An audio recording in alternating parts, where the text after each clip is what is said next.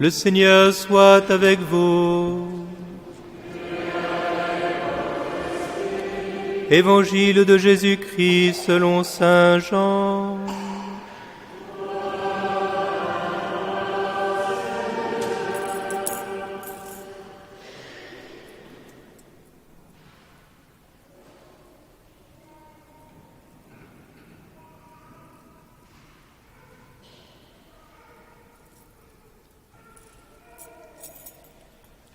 En ce temps-là, Jésus disait à ses disciples : « Que votre cœur ne soit pas bouleversé. Vous croyez en Dieu, croyez aussi en moi. Dans la maison de mon Père, il y a de nombreuses demeures. Sinon vous aurais-je dit : je pars vous préparer une place. Quand je serai parti vous préparer une place, je reviendrai et je vous emmènerai auprès de moi, afin que là où je suis, vous soyez vous aussi. Pour aller où je vais, vous savez le chemin. » Thomas lui dit : « Seigneur, nous ne savons pas où tu vas. Comment pourrions-nous savoir le chemin ?» Jésus lui répond : « Moi, je suis le chemin, la vérité et la vie. Personne ne va vers le Père sans passer par moi. Puisque vous me connaissez, vous connaîtrez aussi mon Père.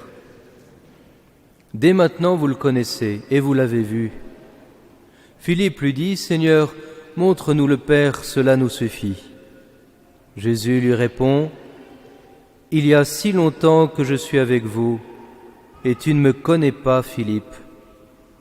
Celui qui m'a vu a vu le Père. Comment peux-tu dire : montre-nous le Père ?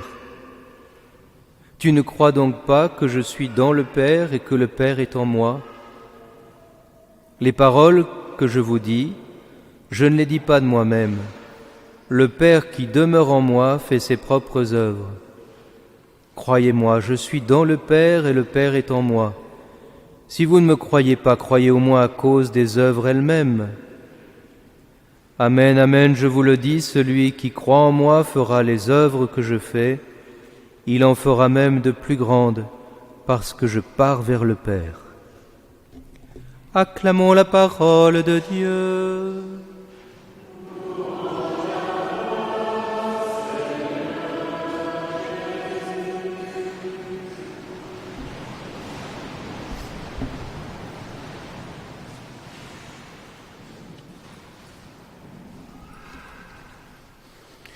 Chers frères et sœurs, le temps pascal, c'est celui où nous sentons, nous demandons la grâce de sentir cette attraction dynamique de Pâques. C'est ça le renouvellement, et c'est pour ça que nous sommes aspergés de cette eau du baptême. On ne le fait pas toute l'année, et c'est justement l'occasion où la liturgie, à travers ses gestes, est là pour remettre dans notre esprit, notre cœur, un plus grand désir d'un lien avec le Christ.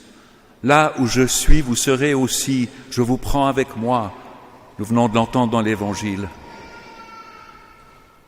Dimanche dernier, nous étions des brebis avec notre pasteur, notre bon berger. Il était la porte par laquelle on passe, par laquelle on entre, mais nous avons vu aussi que nous pouvons sortir, il nous laisse libres d'entrer et de venir. Mais nous sommes, comme nous disons, sous sa houlette, qui nous laisse libres, mais qui nous laisse en même temps ses fils, ses frères, ses amis. Je ne vous appelle plus serviteurs, mais amis. C'est aussi ça le mystère de Pâques. Hier, nous avons célébré, le matin, la messe de la dédicace de cette église qui a eu lieu il y a 118 ans, le 6 mai 1905. Et je trouve très beau de vous rappeler ça parce que nous avons évoqué toutes celles et tous ceux qui, depuis 118 ans, sont justement ces pierres vivantes que nous sommes, qui ont prié dans cette église, qui ont été baptisés dans cette église. Tout à l'heure, il y aura un baptême d'un petit Léo, qui ont été mariés dans cette église, qui ont reçu la confirmation dans cette église, qui ont été enterrés dans cette église. Lundi après-midi, il y aura des funérailles dans cette église. Et puis, évidemment, vous pensez aux centaines de milliers de messes qui ont été célébrées. Et j'oserais dire, c'est comme une seule messe. Voyez ? Depuis le jeudi saint soir, au fond, ce que nous célébrons à travers ce mémorial est la mémoire, elle rend présent, elle est faite pour ça. Voyez ? Le Christ est présent maintenant, parmi nous. Il nous l'a promis. Nous ne le voyons pas, mais il est là. Et à travers les textes de la liturgie de ce 5e dimanche, je trouve très beau que, en évoquant justement la dédicace de notre Église, le 6 mai 1905, 118 ans, à travers les textes d'aujourd'hui, nous sommes conduits à cette sorte de renouvellement, à travers la fidélité de nos prédécesseurs. Aujourd'hui, le regard est plutôt tourné vers la première communauté chrétienne à travers les actes des apôtres. Vous voyez, c'est tellement émouvant, c'est pour ça qu'on lit ces actes pendant le temps pascal. Tout le temps pascal, les premières lectures, actes des apôtres. Actes des apôtres, où nous voyons à la fois l'audace des apôtres eux-mêmes, l'audace des premiers disciples, la magnifique manière de partager, la magnifique manière de commencer de célébrer celui qui a disparu, mais dont on découvre dans la foi qu'il est là. Et puis en même temps, déjà aussi quelque chose de très humain, des tensions, des disputes, des jalousies, mais aussi des miracles. Et puis cette extraordinaire puissance dont on prend conscience de la parole de Dieu. On le savait, la majorité des premiers chrétiens sont juifs, donc si vous voulez, c'est aussi très beau de voir qu'il y a, comme on dit, un tuilage entre ceux qui sont juifs et qui n'ont pas conscience encore qu'ils deviennent chrétiens. Le mot de chrétien est utilisé pour la première fois à Antioche, nous ne savons pas très bien dans quelle année. Et c'est tellement émouvant de pouvoir célébrer la messe dans une espèce de grotte qui est, avec toute certitude, celle où Saint Pierre lui-même a prêché la parole, a prêché le Christ. Et dans Antioche, on a donné pour la première fois le nom à ces croyants-là, ce nom de chrétien. Alors, dans la première lecture des Actes, nous voyons cette prise de conscience qu'il y a différentes fonctions dans l'Église.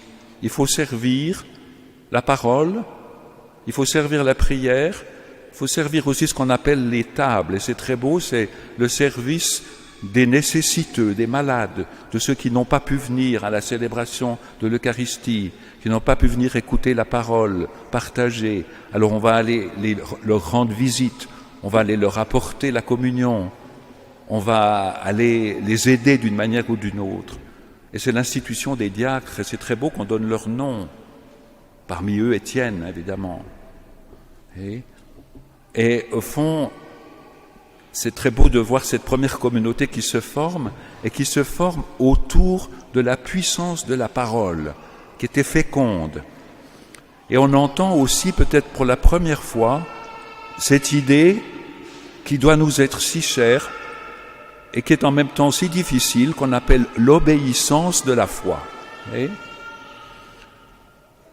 Non pas une obéissance aveugle, mais quelque chose qui nous lie au Christ, je dirais dans une intuition spirituelle qui traverse notre vie et qui sait que nous désirons profondément lui être fidèles. Et puis nous sommes des pierres. Alors c'est un peu spécial, vous ne vous sentez pas plus être des brebis que des pierres, je suppose.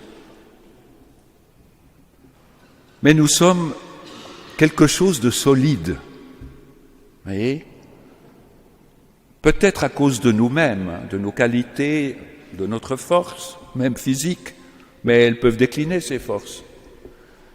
Mais nous sommes solides à cause du Christ, à cause de cette obéissance de la croix, à cause de cette obéissance de la foi, à cause de cette obéissance au mystère de Pâques. Et c'est pour ça que ces pierres, elles sont vivantes. Et nous avons tellement besoin, dans une époque complexe, souvent fractionnée, inquiète, injuste, douloureuse, guerrière, haineuse, et dans une si grande différence de richesse d'un continent à l'autre, d'un pays à l'autre, avec de telles injustices, que nous avons besoin de la solidité, mais en même temps d'avoir le sens du mouvement. Ce ne sont pas des pierres stérilement posées là. Une pierre, ça ne bouge pas si vous ne la bougez pas vous-même, ou s'il n'y a pas un tremblement de terre ou une éruption volcanique. Donc, nous sommes solides, nous espérons l'être grâce au Christ, et nous nous mouvons dans un monde qui a besoin de notre mouvement. Et c'est pour ça que nous entendons que nous sommes un sacerdoce saint. Tout à l'heure, je le dirai à ce petit Léo qui va être baptisé, tu fais partie désormais de ce peuple de prêtres, de prophètes et de rois. C'est ce que nous sommes tous, vous voyez, notre sacerdoce commun, qui fait que, avec frère Thomas et moi-même ce matin, vous célébrez. Vous aussi. Il n'y a pas seulement nous qui célébrons et vous assistez. Mais en même temps, notre rôle est différent. Et notre rôle, il est un rôle de serviteur. Les prêtres sont les serviteurs de la parole, ils sont les serviteurs de l'Eucharistie.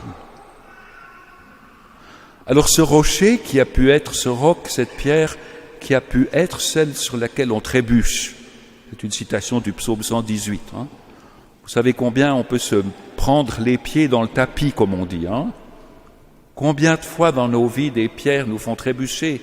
Mais ce ne sont pas des pierres, ce sont des situations, ce sont des personnes, ce sont des occurrences, ce sont des tentations. Mais à travers cela, nous apprenons. Et nous apprenons la confiance. Et nous apprenons à devenir des pierres qui, grâce au Christ, ne trébuchent plus. Et puis, l'évangile d'aujourd'hui prend tout son sens après Pâques. Vous voyez, plusieurs des évangiles du temps pascal sont pris dans le testament du Christ qu'il prononce le soir du jeudi saint, dans l'évangile de Jean, c'est chapitres 13, 14, 15, 16, et la grande prière du chapitre 17, que nous aurons bientôt, où la volonté du Christ de transmettre à la fois son lien avec le Père, l'Esprit Saint qu'il va nous envoyer pour que nous puissions vivre de lui, le fait qu'il nous laisse sa paix et sa joie, au moment où les 12, ou les 11, si Judas avait déjà quitté, ont entendu cela, bouleversés par le lavement des pieds, n'ayant pas très bien compris ce que le Christ faisait, en disant ces paroles incroyables, « Ceci est mon corps en prenant du pain, ceci est mon sang en prenant la coupe de vin », combien la résurrection éclaire, commence d'éclairer chez les apôtres les choses différemment. On commence de comprendre. Et la fête où nous sera donné de mieux comprendre encore, c'est la fête de la Pentecôte que nous célébrerons bientôt. Alors nous pouvons mieux entendre qu'il est le chemin, qu'il est la vérité, qu'il est la vie. Nous pouvons différemment poser la question que Thomas. Nous ne savons pas où tu vas. Et parfois c'est vrai. Nous ne savons pas où le Christ nous mène. Nous ne savons pas très bien où il est. Nous désespérons, nous doutons et nous doutons de nous-mêmes. Alors c'est le moment de se raccrocher. Et le Christ nous dit, mais tu es une pierre vivante avec moi, à travers moi. Tu es ma brebis, je te conduis, je te guide, je te parle, je t'aime. Et nous sommes introduits dans ce lieu, c'est intéressant parce que ce texte, c'est un texte choisi souvent aux enterrements. Là où je suis, je pars vous préparer une place. Mais ce n'est pas seulement la place que nous aurons lorsque nous serons morts, c'est la place que nous avons déjà, qui nous a été préparée par la croix, par la résurrection. C'est la place à laquelle Jésus nous retrouve ce matin même dans cette église consacrée il y a 118 ans. Alors je termine par là, rendons grâce pendant cette messe pour toutes celles et tous ceux qui ont prié dans cette église qui sont nos prédécesseurs dans leur effort, leur réussite, leurs difficultés, leur bonheur et leur joie de la fidélité à Jésus-Christ. Amen.